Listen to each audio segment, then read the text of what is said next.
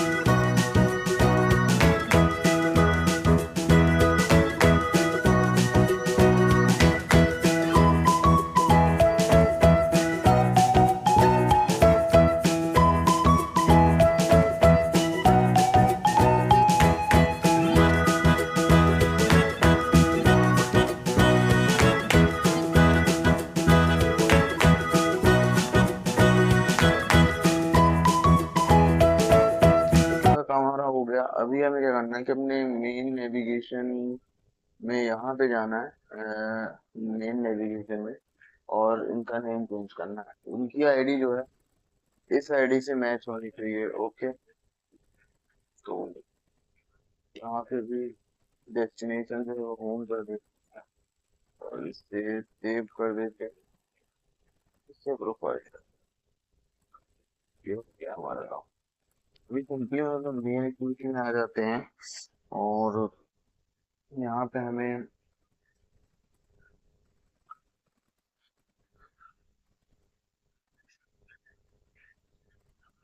नेव कंट्रोलर बनाना है।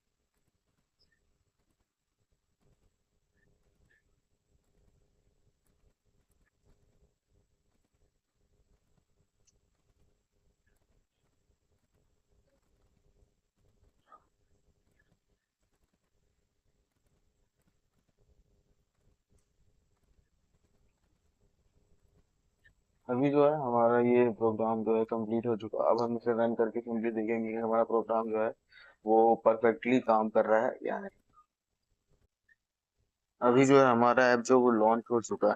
तो अगर हम चेक करते हैं तो हमारा ये जो प्रोग्राम है वो परफेक्टली वर्क कर रहा है। अगर हम बैक करते हैं तो डायरेक्टली होम पे जाता है, और एक बार और अगर बैक हम बैक पे हम क्लिक करेंगे तो हम जो है इस ऐप के बाहर आ जाएंगे। ओके, तो आज के दोस्तों बस इतना ही। मिलता हूँ अपनी अगली वीडियो में। अगर वीडियो आपको अच्छी लगी हो तो वीडियो को लाइक करें, और अकाउंट बना के वीडियो कैसी लगी।